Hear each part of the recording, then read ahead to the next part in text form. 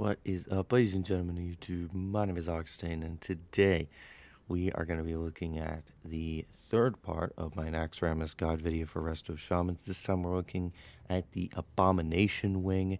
This wing's pretty interesting. It has 4 bosses instead of 3, but overall it's not too difficult for sure. I mean, yeah, I guess you could say that with any of these, but yeah, not too difficult. A really fun and interesting wing with a lot of very fun fights. One that's a little bit stressful for healers, but the others not that bad. So let's just go ahead and jump right into it. Alrighty guys, the first boss of the Abomination wing is none other than Patchwerk. Now, there are 4 bosses in this quarter, as I mentioned, which does make it a little bit different. Probably one of the longer just because of that. But Patchwerk is a very interesting fight. It's not very mechanically heavy. It more falls on the melee to kind of watch their threat and everything. But as healers, we do have a certain responsibility in this fight that makes it easier on the tanks and the melee. See, but Nax is like probably the first raid since the beginning of the game that will really kind of make you have different play styles, especially depending on the fight. That's part of what I like about Nax and a lot of the fights is depending on the fight, you will switch out your gear, you'll switch out you know, whether or not you're chain healing, lesser healing, things like that. Like there are some fights like that, like Twin Emps or something can be different from just like straight up chain healing. I mostly use healing wave on a fight like that. More MP5 set maybe, but there isn't a lot of variance through most of the game. But Nax, there's like a lot of different fights that call for a lot of different gear swaps or just ways that you're playing. Lotheb is like completely unorthodox, so there's a lot of different ways in Nax that you can play different fights. And Patchwerk's one of those where chain heal is just, I would not recommend it. And the thing is because you don't want to keep the melee topped off. That's the biggest thing. You know, you see those health bars and they're not 100%, and it's very tempting to just top everybody off. But that's actually going to complicate things on Patchwerk. So the way Patchwerk works is he smacks the tanks, and I believe it's 3 tanks sit in the front of him. They basically get cleaved down. They all kind of soak the hateful strikes and stuff like that, because the hateful strikes deal like I think 30k damage, and he does it like every 2 seconds or something. Now it's unmitigated, it's 30k, so obviously with having multiple of them soak it plus their armor values, it doesn't actually hit for that much, but it still hits for a lot. And the main thing is you're going to want to heal these tanks, and pretty much just the tanks. Some of the melee, sure, just to make sure they don't die. But the mechanic with the hateful strike specifically is it's going to target people on threat, number 1, but don't really trust your melee to not be high up on threat. That's the first thing. The other thing is not only is it threat based, but it's also HP based. So if someone, even for a brief second, pops up on like 4th or 3rd, I believe it's top 4.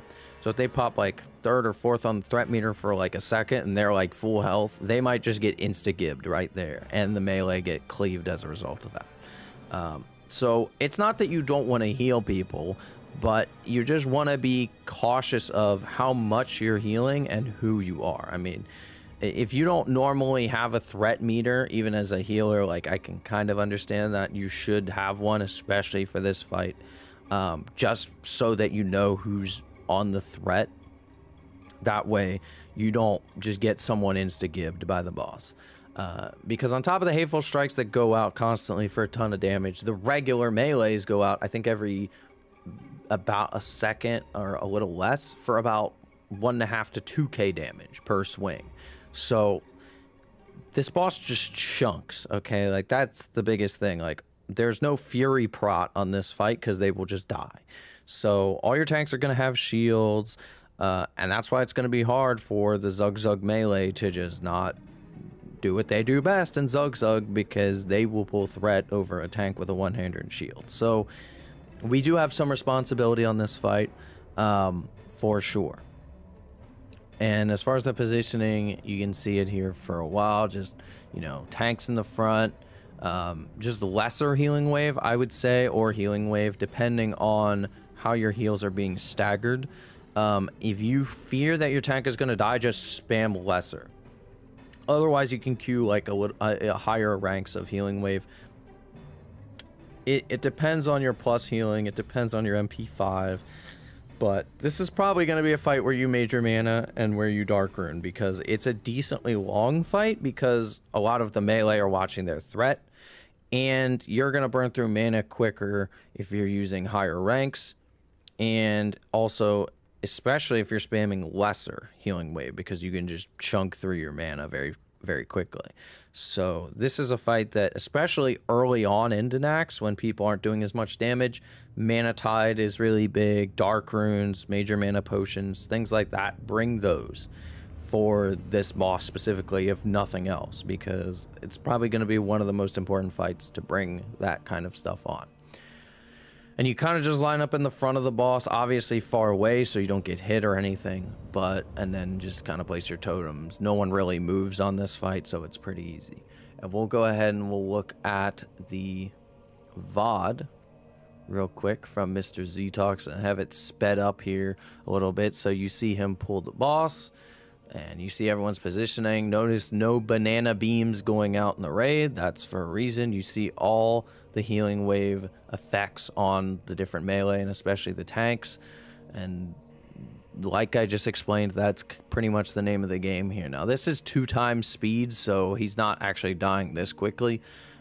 This is like, I think, a 4 or 5 minute fight for them on the PTR when they did this. And it is mostly a pug, granted, but it's still something to consider, for sure. So, you know, just pacing your healing, that you're not going to go super but not letting a lot of the melee die. Like, this is just going to be a fight every week where melee are just going to die. I mean, it's just going to be one of those scenarios. It's like Oro or something like that in 8Q. Like, it's just one of those fights where some of the melee are going to die. And more than likely it's going to be their fault, not yours. So there's also a lot of fights in Naxx that aren't necessarily our fault when people die too. So this is kind of one of them. It's a delicate balance to strike, but that's something that you need to be aware of. So overall, you know, some chain heals can go out every now and then as you see them, but in general, only when the boss really gets closer to dying. But you can just see, even sped up, just how sporadic some of the tanks' HP pools get, you know, from 100% to 0 in like a second. Or obviously not 0 because they don't die, but you know what I'm saying. There's never a second where you're not healing. You can see all the healers by the end are like completely It's just such a healing intense fight. But mechanically heavy, it is not. So that is Patchwerk in a nutshell. Not too bad, but probably going to be a little stressful, not gonna lie. But it's just something you need to be aware of. So let's go ahead and move on. Alrighty, ladies and gentlemen, the second boss of the Abomination Wing is none other than Grabulus. Any Grob mobbers in the chat? So Grobbulus is a very easy fight. Very easy. He doesn't have that much HP. I think it's like 2.5 mil, but nowadays that's not really that much.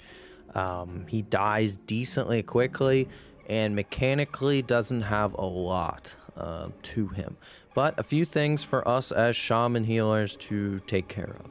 So the number one thing is Poison Cloud. So he's gonna do a Poison Cloud that drops on the ground every 15-ish seconds or so. He'll drop it.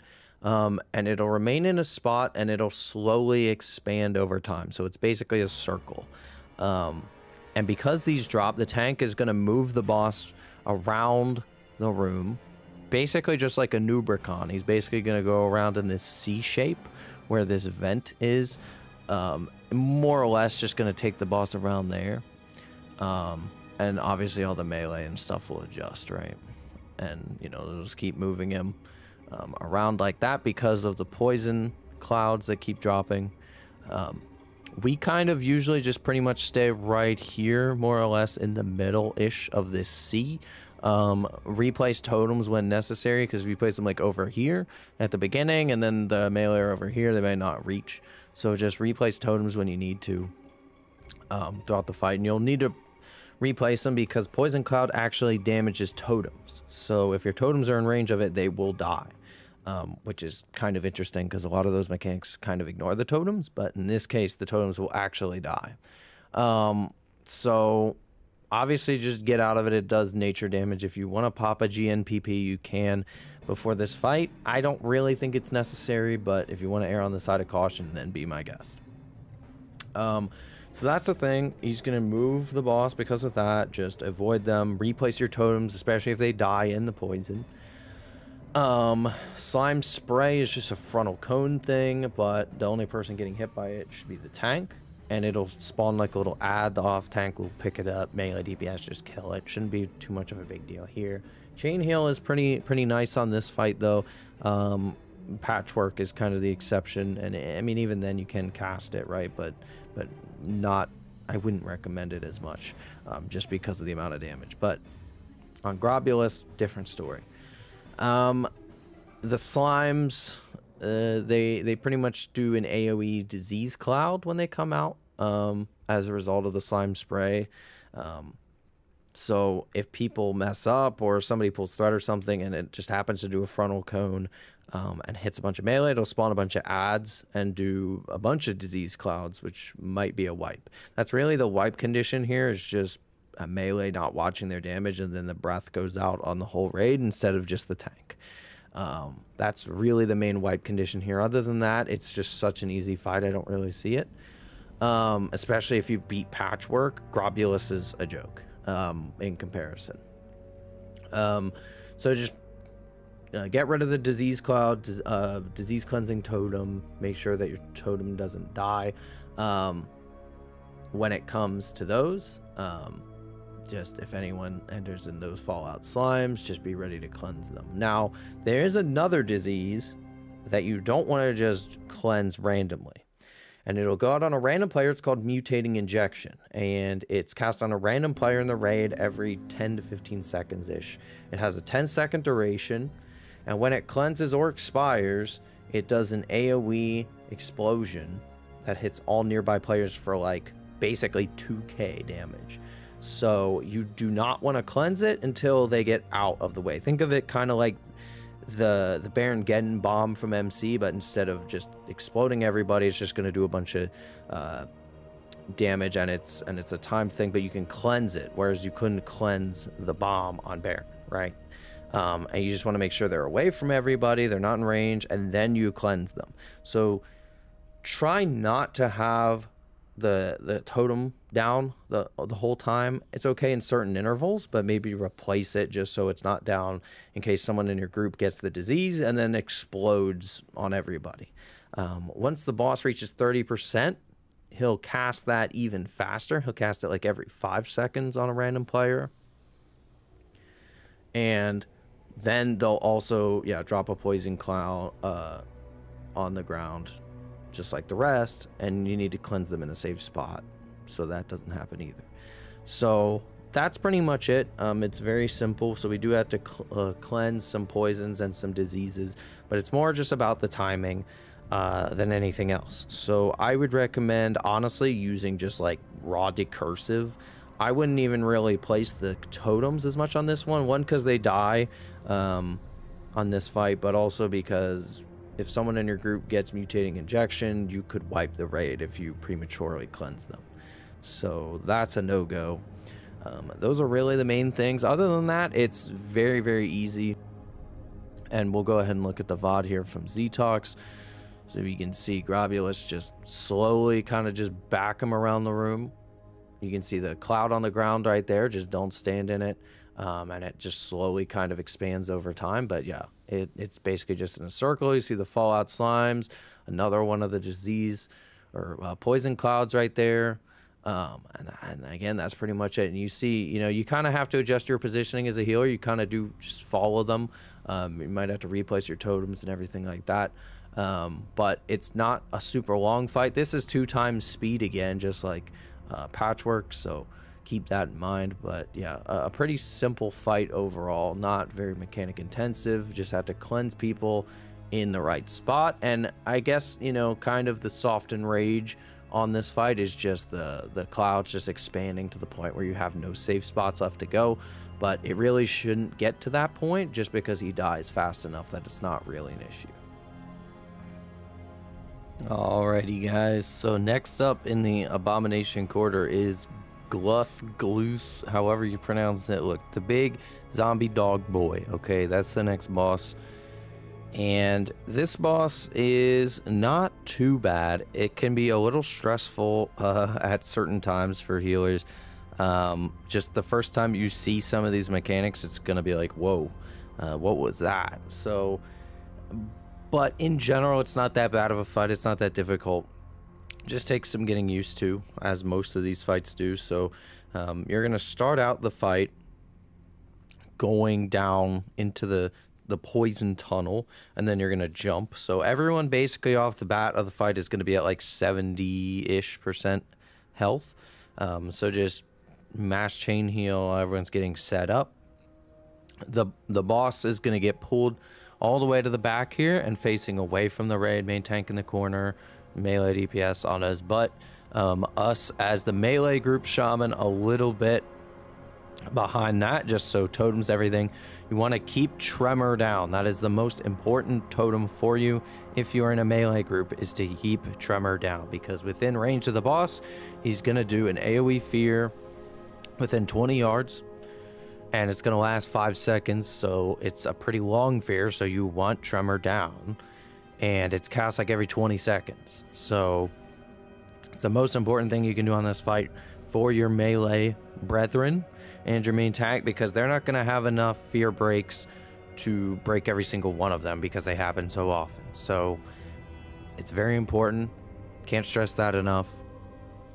Now, the reason why I have some shaman back here isn't necessarily that they're going to be standing back here, but depending on how many shaman you have, if you have more than the amount of melee groups, if you have like 6 and you have 4 melee groups or something like that, then 2 of the shaman are going to go back on these grates where zombies spawn and drop earthbind and try to keep that down. Because if you're in range of the range DPS, like the mages, the warlocks, hunters in the back, you're not going to get feared by the boss as long as you're not within 20 yards. So you can keep earthbind down if you're not in a melee group, and help slow the zombies. The zombies spawn on the grates and they start to slowly walk towards the boss, but then they'll rip aggro from either, most likely a mage or one of the ranged DPS, but it could be you as well as the healer. So that's something to keep in mind.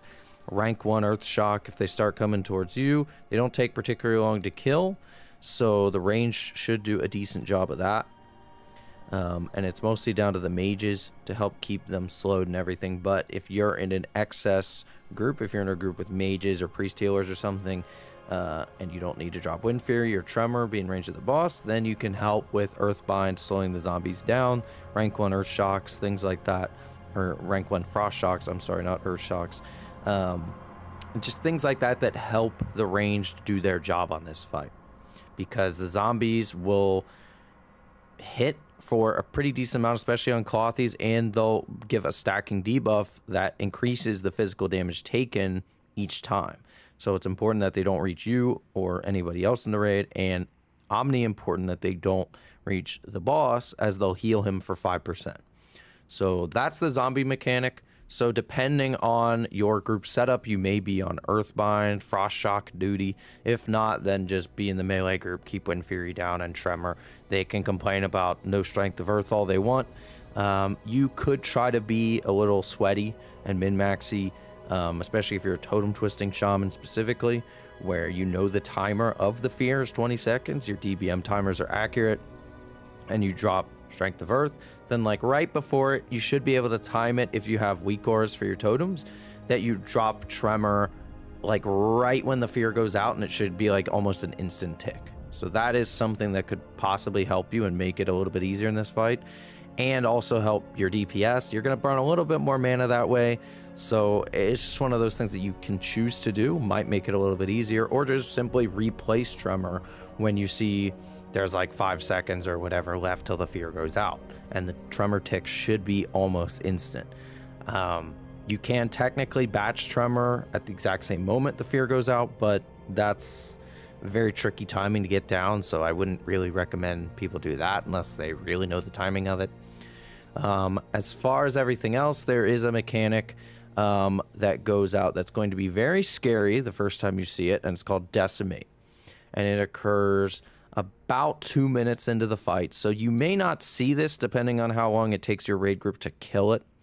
Week 1, most raids are probably going to see it. Even first couple weeks, maybe you're going to see it. But basically, it brings all players and zombies in the entire raid to 5% HP. This is where, if you have NS, the person that's in the most risk is the main tank. They may pop shield wall or something if they're actually using a shield on this boss. But I would save an NS for this moment. If you know it's coming and you're going to reach the Decimate timer, then be ready to NS your tank, because he's really the main one that is going to be in danger of dying, because everyone else isn't really going to take that much damage over the course of the fight. Obviously, everyone's going to be at 5% HP, so like if they're getting smacked by zombies, whatever, like they could be in risk of dying. So it is a good idea to heal everybody up, but only after the tank is not going to just get gibbed by the boss. So that's the most important mechanic for us as healers to deal with efficiently, is Decimate. And again, depending on your raid, you might not even see it because it happens about 2 minutes into the fight. So if you nuke them down quick enough, you just won't even see it. But chances are week 1 you probably will, so just be ready for that. And yeah, all the zombies in this phase will just walk towards the boss.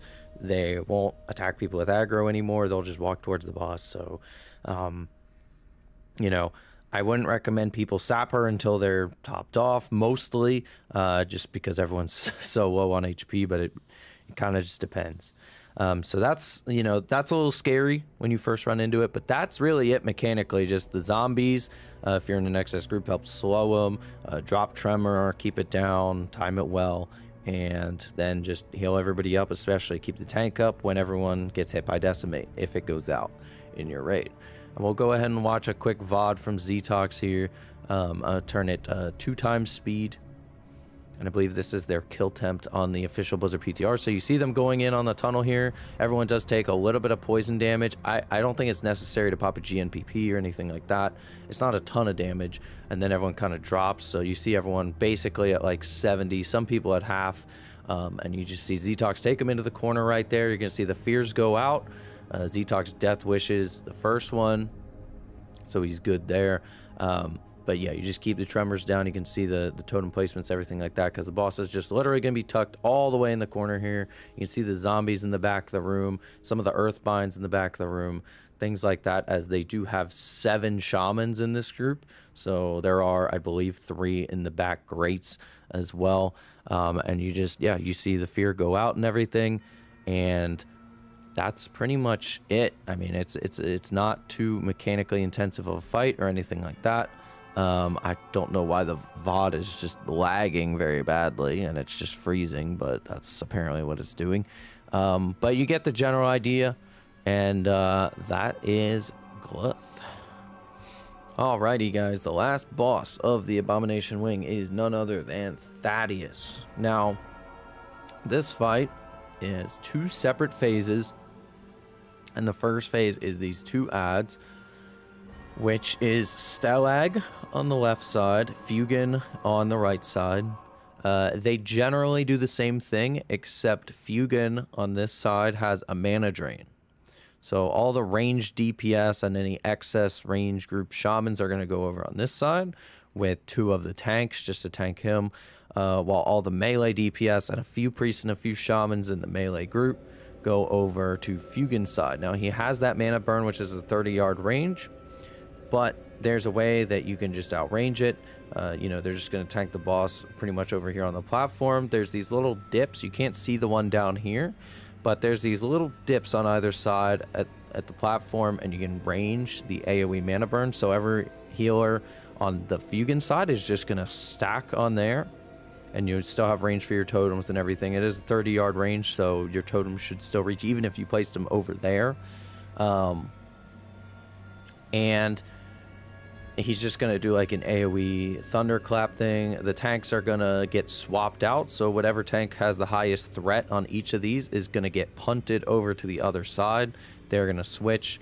So depending on which side that you're on, just be prepared that you're going to have to switch whoever you're healing. You know, it's going to be your main tank, your main off tank, more than likely. Just swapping positions every few, like, I think every, like, 10 seconds or so till they're dead.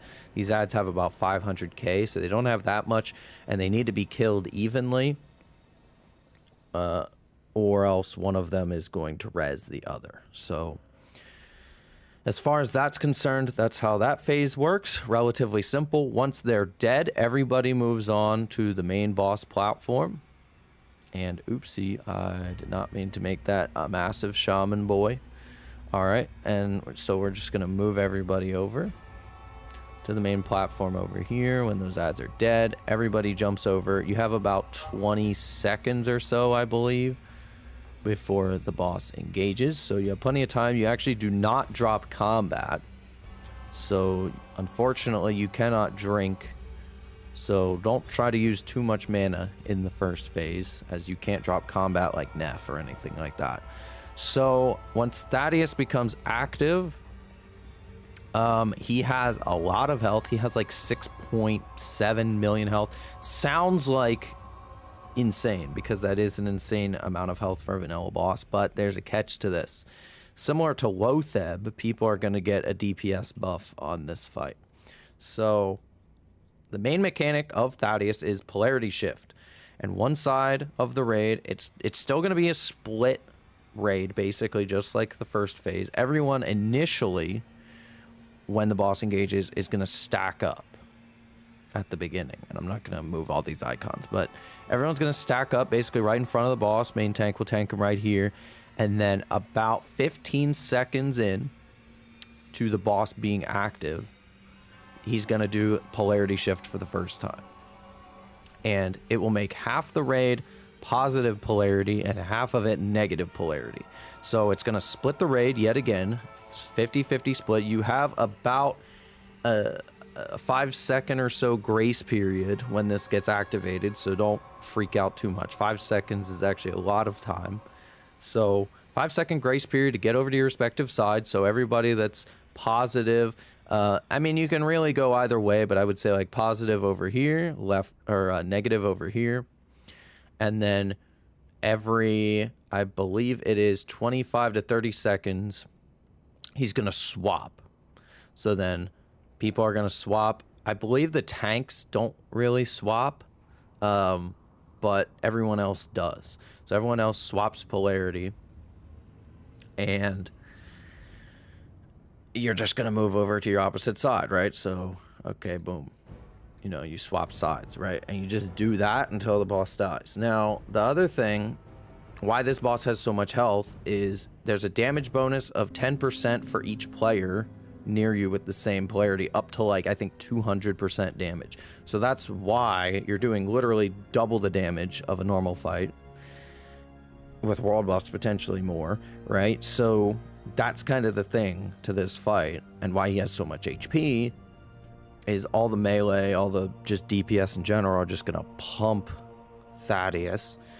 And the only other main thing you need to worry about is just not crossing him, because it does 2k nature damage to players of the opposite polarity, so you don't want that. And other than that, he really just does a chain lightning that targets a random player and chains up to like basically just one of the sides, because it's up to 15 players. And it's going to do about 2k damage to all players. So it actually, there is quite a bit of damage going out throughout this fight. So this is like a big chain heal fight. Even honestly, like, I'm not sure it's worth it later in Naxx as you get more Naxx gear, but if you're not a T2.5 shaman, you're gonna be a little sad on this fight, because this is a big boy chain heal fight. So that's pretty much it for Thaddeus. You just keep swapping the sides. Polarity shifts every 25 to 30 seconds until the boss is dead. So we'll go ahead and we'll look over the VOD here. Again, this is 2 times speed from Ztox's perspective, but we can see them go up, and he's on Fugin's side, obviously. We see all the healers get tucked away in the corner back there. You can see them all there, ranging the mana burn. And then Ztox gets kicked, goes over to the other side, and just rinse repeat. So that's pretty much the entire first phase. And you can see who's highlighted in his group, so you can see who's on each side and everything like that. And it doesn't take too terribly long. Again, this is 2 times speed, so this might take like a minute-ish, you know, minute and a half to kill these your first time, depending. This is mostly a pug, so remember that. Everyone jumps on the platform. You don't drop combat, as you can see. And yeah, so they have the weak core, so they're having positives go on the one side, negatives on the other side. And we see Polarity Shift getting cast. Everyone has positive and negative charges. Swaps over. Ztox dies, unfortunately. But you just see everyone, and then they're going to get a Polarity Shift again. It's a big cast like that. You can see him. So it's very obvious when he's doing it on top of DBM timers. Everyone swaps. And there you go. So that is the entire fight of Thaddeus. And it's pretty obvious mechanics most of the time. Again, you can just see how obvious it is when he's casting. You have the grace period, everyone in the group just changes, and he just dies, right? So that is the Abomination Wing. And coming up next in my next video will be Saf and KT, which will finally not be a scuffed video, because I actually have footage that I myself did on the Blizzard PTR. So can't wait to share that with you guys. It's going to be fun, and I will see you guys next time.